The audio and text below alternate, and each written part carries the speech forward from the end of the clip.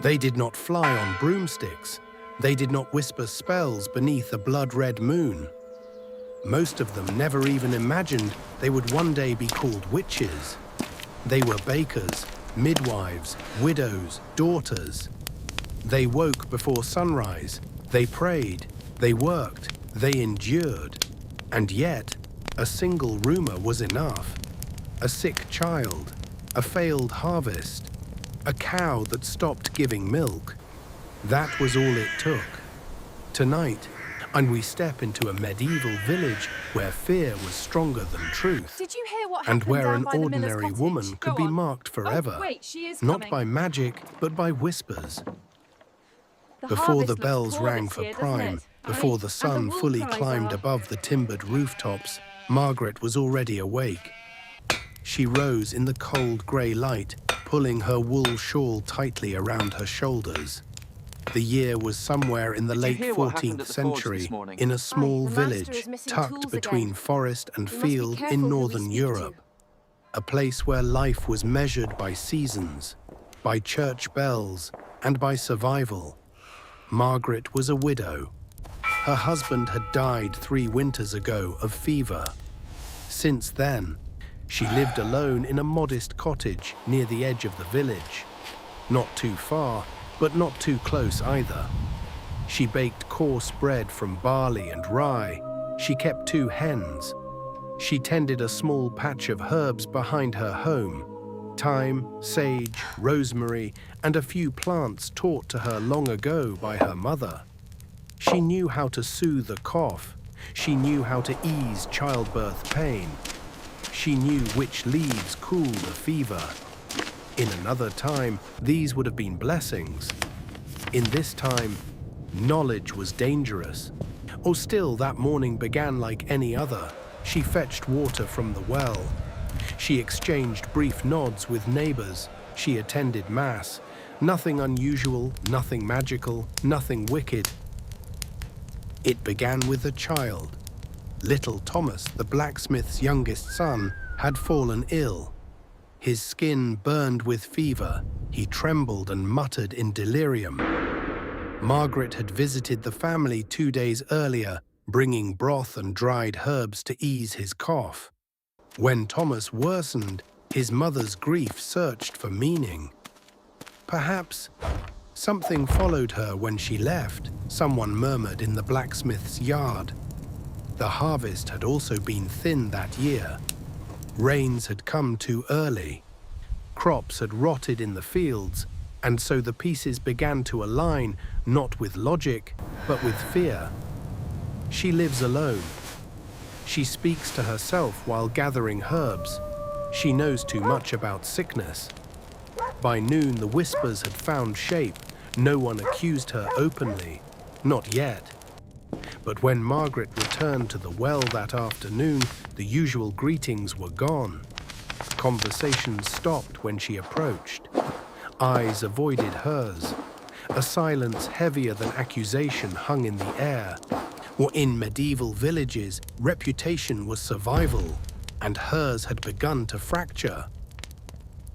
By mid-afternoon, the village priest had been informed. Father Aldrich was not a cruel man, but he was a man shaped by his time. He had read sermons warning of the devil's influence. He had heard tales of women consorting with dark forces. The church taught that evil moved quietly. And what was quieter than a widow living alone at the forest's edge? Margaret was summoned to speak. She entered the chapel trembling, not from guilt, but from confusion. Father Aldrich asked gentle questions at first. Where had she learned her remedies? Why did she gather herbs alone? Did she ever dream of strange figures? Did she hear voices?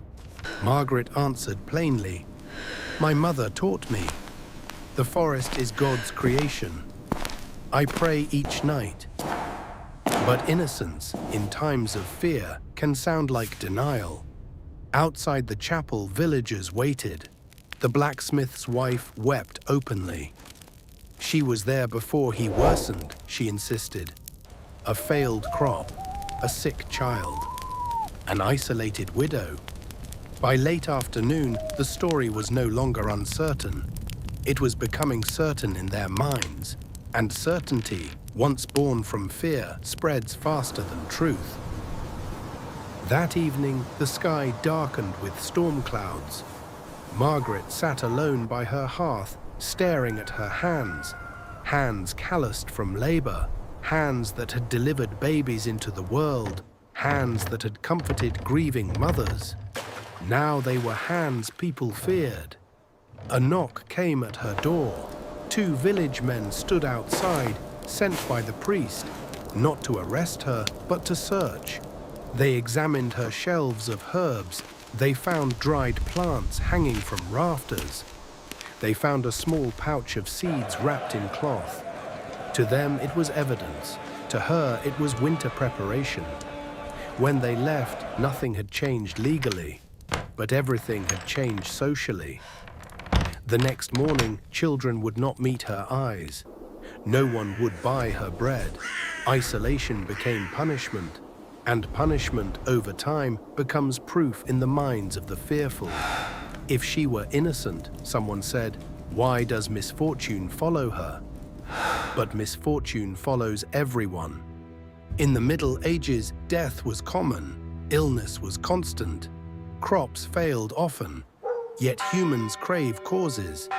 And when God feels distant, the devil becomes convenient.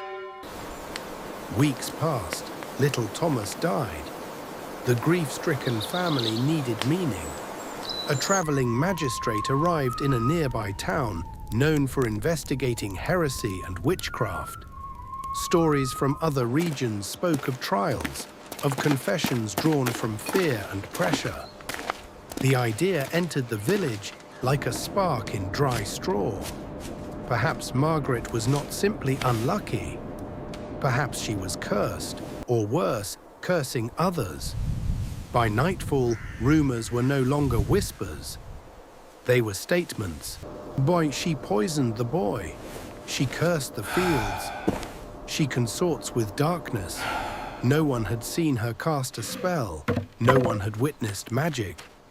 But suspicion itself became a kind of evidence.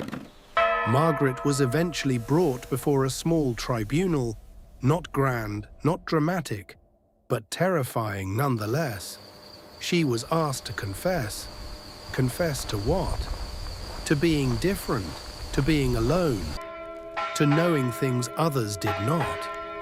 Under pressure, some women confessed to impossible acts simply to end suffering. Some maintained innocence until the end.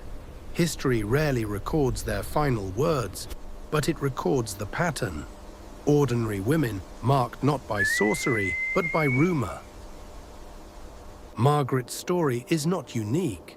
Across medieval Europe, thousands of women and some men were transformed into witches not through magic, but through fear. Rumors were powerful. Isolation was dangerous. Knowledge could condemn. In villages where life was fragile and death was common, people searched for control in a world ruled by uncertainty. And sometimes, the easiest answer was a human one. A widow at the forest's edge, a midwife with steady hands, a woman who lived alone, marked by whispers. As you leave this story tonight, ask yourself, if you had lived in that village, would you have defended her? Or would you have listened to the rumors? Because in the Middle Ages, witches were not born. They were made.